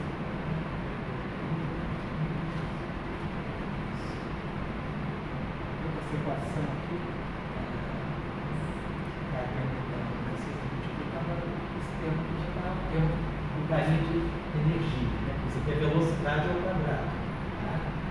esse termo aqui também, é a derivada temporal de φ2, né?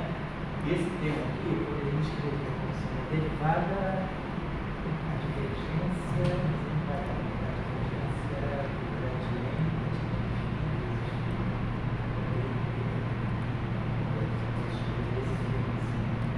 menos, né, a divergência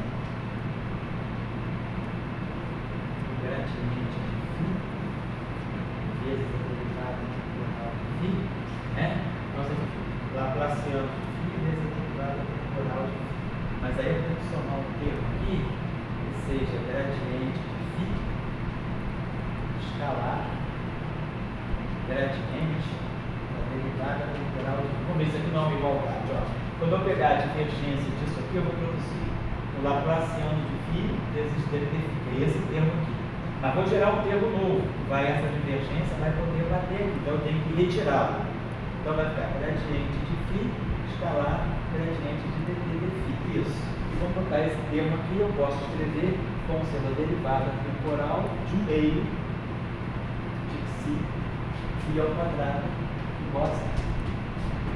Então, nós estamos partindo da equação de campo, da equação de Cohen-Boggs, a por isso simplesmente multipliquei ela pela derivada temporal de φ. Então, o que é que nós estamos ganhando aqui? Nós temos uma derivada temporal de 1 sobre 2C2. Eu vou botar φ ponto. Φ ponto é a derivada temporal. Φ ponto ao quadrado. Que é um termo de energia cinética. É a velocidade do campo, o quanto o campo está variando no tempo. Então, isso aqui, de uma certa maneira, está fazendo um papel na partícula de 1 meio de mv2, né? É a velocidade, né? Depois, esse termo aqui, observe o seguinte, eu posso escrever, olha só, eu posso trocar essa divergência de gradiente de φ escalar gradiente do ddt de φ, eu posso escrever assim, ó, gradiente de φ escalar ddt do gradiente de φ, eu troco a ordem.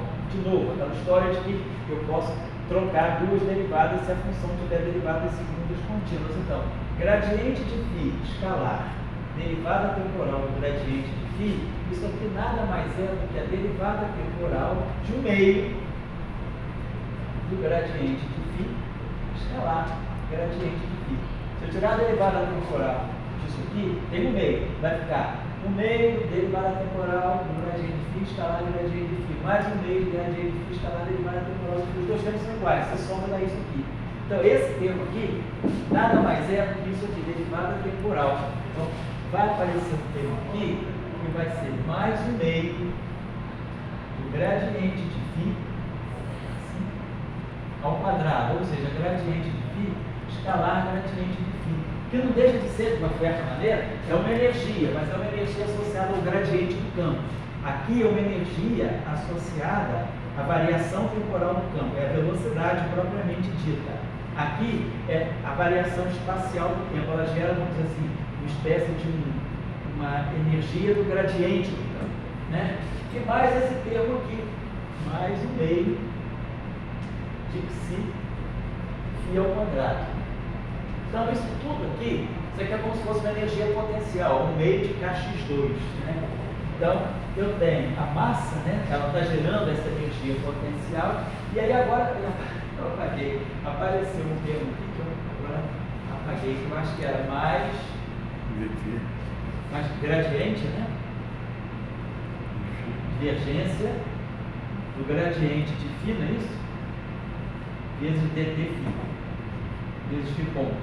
É gradiente de φ vezes derivada temporal de φ.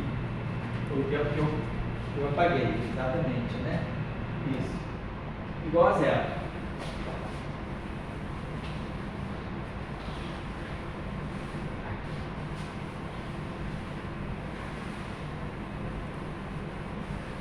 Acho que era menos, né? Então era menos.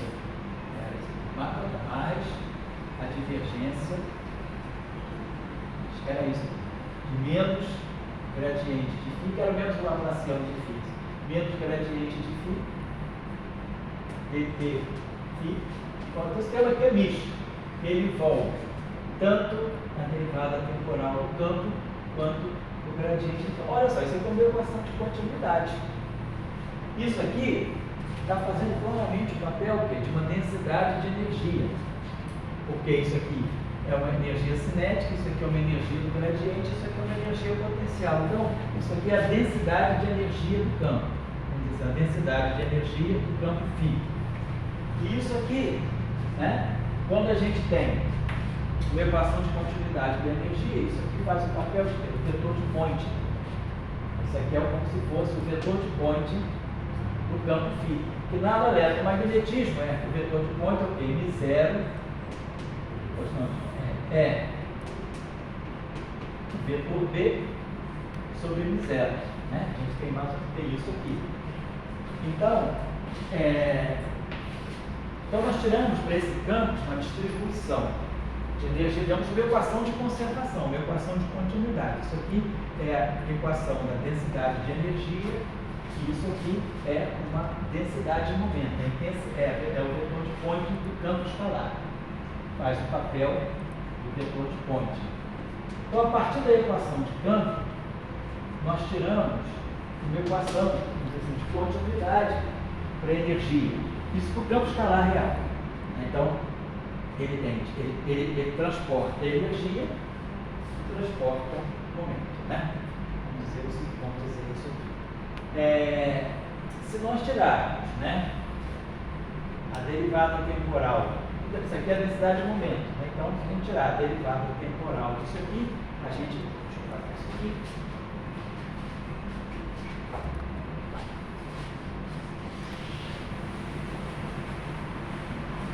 Isso assim, aqui, vamos dizer agora, se nós pegarmos, a gente pode tirar. Então, isso aqui é a expressão do vetor de Poynting da densidade de momento. Bom, então, vamos dizer o seguinte: a partir do campo, da sua equação de campo, né, da equação de onda, da equação de campo, nós tiramos uma equação de conservação, uma equação de continuidade para a energia. Vamos pensar o seguinte: então, nós estamos lembrando que nós estamos agora nessa constante aqui, nós não estamos mais tratando essa constante como simplesmente sendo uma dimensão de comprimento a menos 2. Ela é um comprimento de onda de Compton a menos 2. Então, eu introduzi a noção de partícula massiva. Tem uma massa e tem a constante de Planck, além, claro, da velocidade da luz, que já estava ali. Agora, vamos imaginar que esse campo seja um campo complexo. Vai ser um campo escalar não mais neutro, não um campo, vamos dizer, não mais real, mas um campo escalar agora complexo. Então, vamos dizer, a equação de campo dele vai ficar. Então, o lagrangiano que a gente escreve, o complexo é esse aqui. Derivada temporal de estar, derivada temporal quase tá? Menos gradiente de estar escalar gradiente do φ. E menos se estar. Então, eu posso fazer o mesmo exercício que nós fizemos agora. Posso deixar como tarefa obter a densidade de energia. Densidade, não vou fazer isso aqui na parte, só seguir o procedimento anterior. A densidade de energia e o vetor de Poynting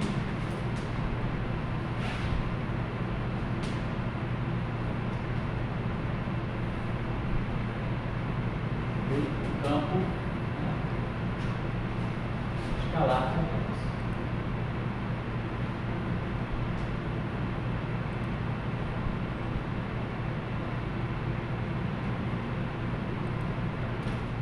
Essa é a tarefa.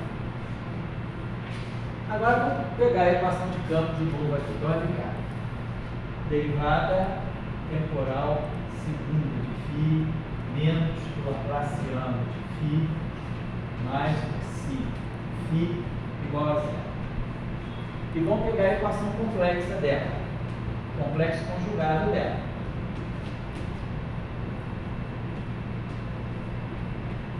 Está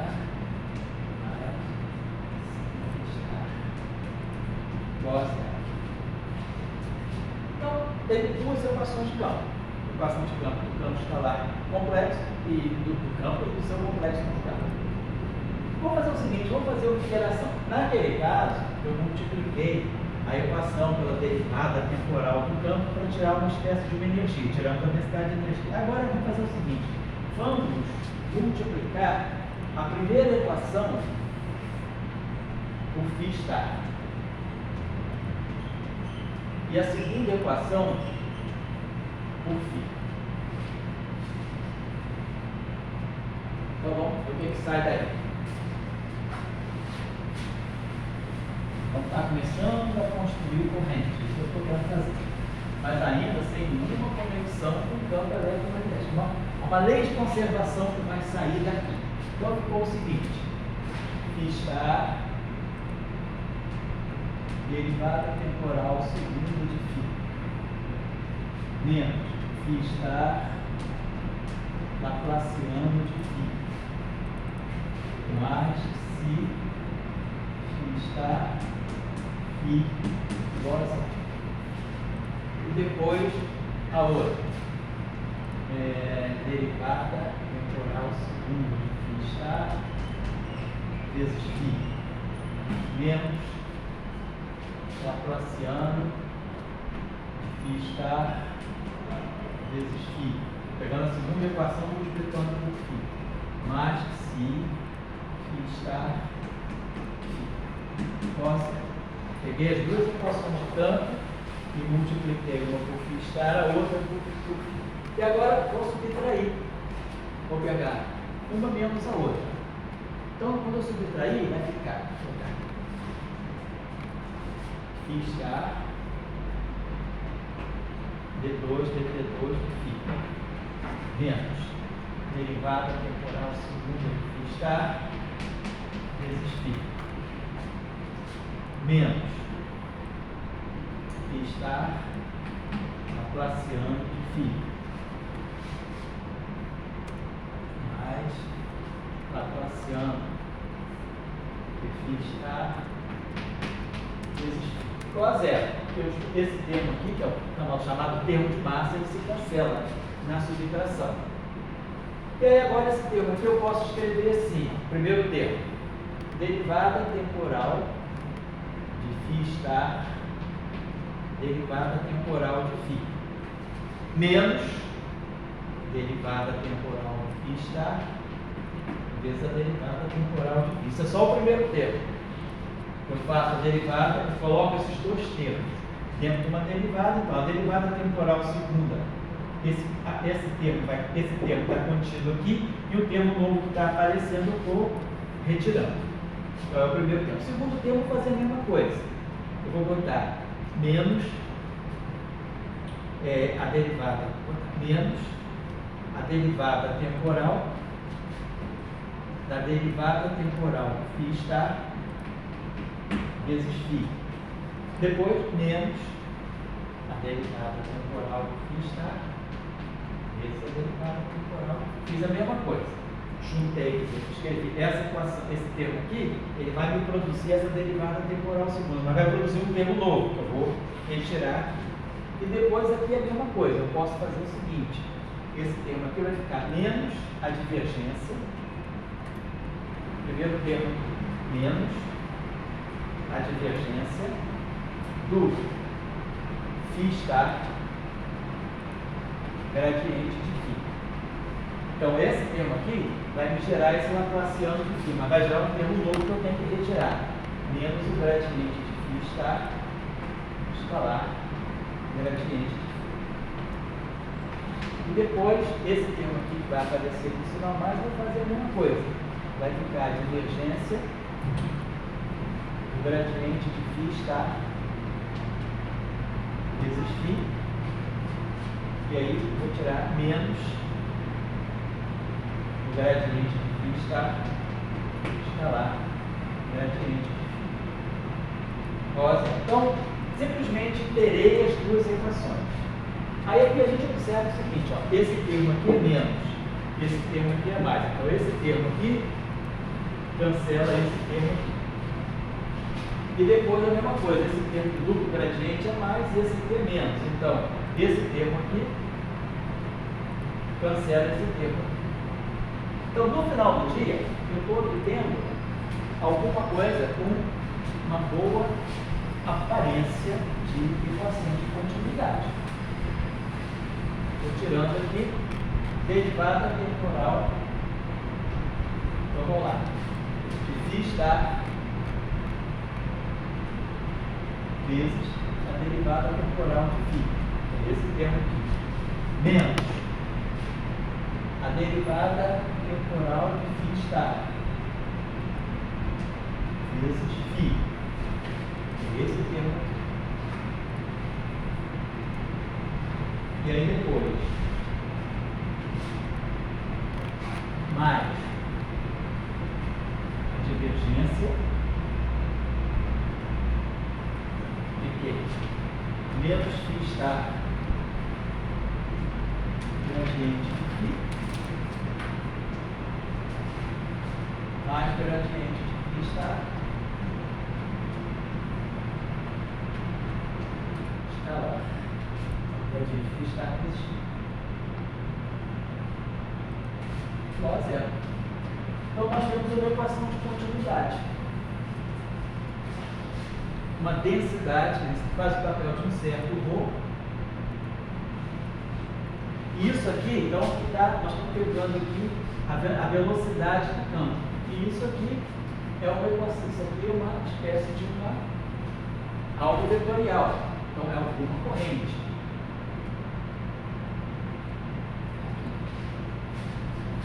Então, a gente está tirando uma equação de continuidade. O que é ρ e o que é J?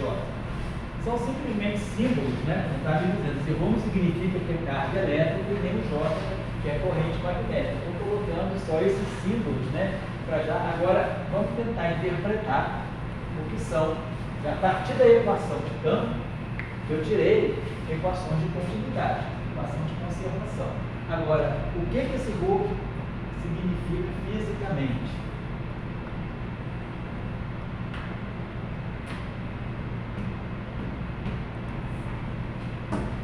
E o que esse J significa fisicamente? Qual é a interpretação que nós podemos dar a essas grandezas aqui? Lembrando que aqui, de uma certa maneira, aqui a gente está pegando a derivada temporal do campo, algo ligado à velocidade. E aqui ao gradiente do campo, quanto o campo varia espacialmente. Agora, esse campo é complexo. Então, quem fez a tarefa que eu deixei, né? Ao fazer a tarefa, vocês vão ver que a gente vai poder, aquela tarefa, tirar a densidade de energia do campo. Quem fizer a tarefa vai encontrar ddt de φ ponto está φ ponto, que vai dar a densidade de energia, mais o gradiente de φ escalar gradiente de φ, mais meio, si φ está φ. Quem fizer a tarefa vai ver.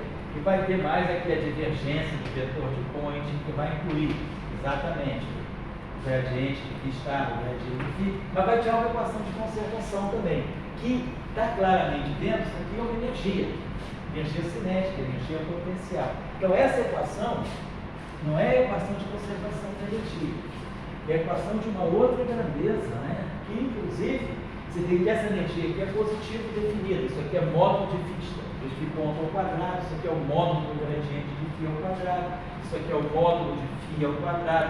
Como esse parâmetro que está ligado ao comprimento de onda de ponto, a menos 2, tudo isso aqui é positivo. Então, essa grandeza é positiva, é o campo que está se propagando livremente com energia positiva.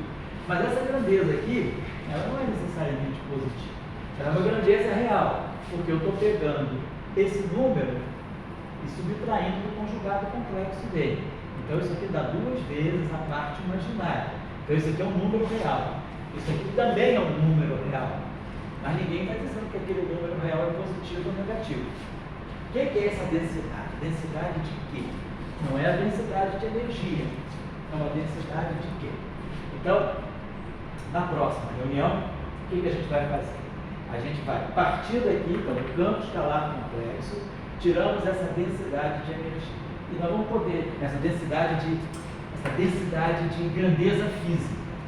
Que grandeza física eu vou colocar aqui? Que grandeza física eu vou colocar aqui? Já vi que não é energia, a energia desse campo está ali. O que mais que esse campo pode descrever? Ele é um campo complexo, né?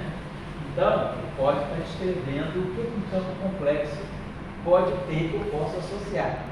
Será que é carga elétrica, ou sei lá, uma carga bosônica? Quer dizer, eu vou querer interpretar isso aqui com uma certa carga. Que carga? Eu que vou ter que interpretar. A gente vai ter que dar um significado, né? Que carga? Vou botar aqui assim. Que carga? Que corrente? Então, o teorema de Noether está me dando alguma coisa. Agora a questão é, como relacionar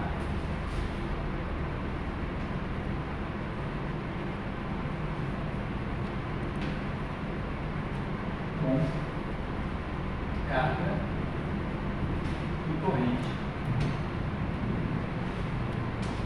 eletromagnética?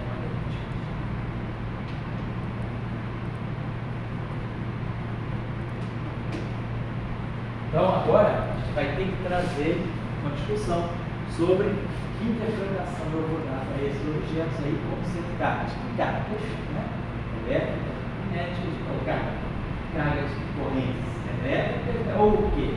E aí, com isso, eu vou trazer isso para as equações de massa. Então, esse ρ pode ser que seja esse.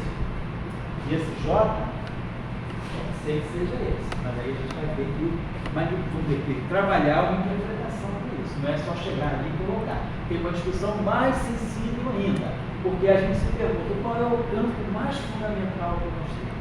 Será que é o campo escalar? O fato dele não ter o spin torna ele um campo mais simples, ou dentro do conceito de grupo de Lorentz, na relatividade especial, a gente tem algo mais simples ainda do que o campo escalar. Né? Qual é o campo mais simples que nós temos, né, quando a gente estuda a relatividade especial? Na verdade, são duas representações fermiônicas do grupo de Lorentz. É a representação meio zero, e aqui a gente coloca os chamados fermions de Weyl, que é onde se coloca o neutrino, e a representação zero meio, que essa aqui é a representação Weyl left, e essa aqui é a representação Weyl right, ou fermions espirais left e right. Então, na próxima aula a gente vai ver que, para a gente interpretar essa corrente escalar, eu vou ter que voltar para uma coisa mais simples, que é o campo de Weyl, porque o campo fermiônico, o férmio, é a estrutura mais simples do espaço e tempo. Não são as coordenadas, né? Não são os campos bosônicos. O campo fermiônico, né? Esse aqui, vamos dizer assim, é o DNA dos campos, porque a partir desses férmios eu posso construir o férmio de Dirac, a partir desses férmios eu posso construir escalares, posso construir vetores. Então, os férmios são a estrutura mais simples do espaço e tempo. E a partir da estrutura fermiônica, nós vamos tirar uma interpretação que vamos trazer para o campo escalar. Então a gente vai entender que isso que aqui no campo escalar eu estou tentando ver, assim, tateando para ver se eu levo para a carga elétrica, mas ainda não tenho muita convicção, eu vou fazer isso melhor trabalhando com o campo de Weyl. Trabalhando com o campo fermiônico, ou vai left ou vai right, tanto faz, é equivalente. Eu vou escolher o left, porque aqui a gente prefere a esquerda do que a direita, né? Então, adotando essa ideologia, a gente vai trabalhar com o férmio left, vai entender que eu posso tirar uma corrente, que eu vou acoplar o campo eletromagnético, e ao fazer esse trabalho, eu vou dizer, então eu vou levar a mesma coisa para o escalar. Então, o campo escalar vai depender da nossa compreensão do campo de Weyl. E aí a gente vai tirar, finalmente, uma expressão para a corrente, né, para como introduzir, como retirar correntes elétricas e cargas elétricas, e densidades de cargas elétricas a partir de descrições de campo. Eu tinha deixado um exercício lá na primeira ou na segunda reunião, que era derivadas segundas, né? Como construir correntes aqui. Então nós vamos ver, nós vamos criar uma prescrição que vai nos levar ao que a gente chama de regra do acoplamento mínimo, que é associar a derivada temporal do campo ao potencial elétrico e o gradiente do campo nós vamos associar à corrente. Então, isso aqui vai fazer o papel de uma densidade de carga que eu vou calcular o φ. E aqui vai fazer o papel do J que eu vou calcular o A. E aí, com isso, nós vamos poder tirar, através dessa prescrição aqui, nós vamos tirar as expressões da corrente. Então, mais ou menos o caminho traçado é esse. A gente chegou ao nós partimos do campo escalar, que parecia ser o campo mais simples, e tiramos a equação de conservação da energia do momento, do point, e chegamos a uma nova conservação, que é uma grandeza que eu estou querendo interpretar. E aí, para eu interpretar essa grandeza, eu vou recorrer ao campo mais simples, que é o campo de Weyl, que é simples de trabalhar. Com ele eu vou entender tudo e vou trazer tudo para o campo escalar. Então essa é a nossa estratégia nos próximos. Bom? Tchau, obrigado. Okay?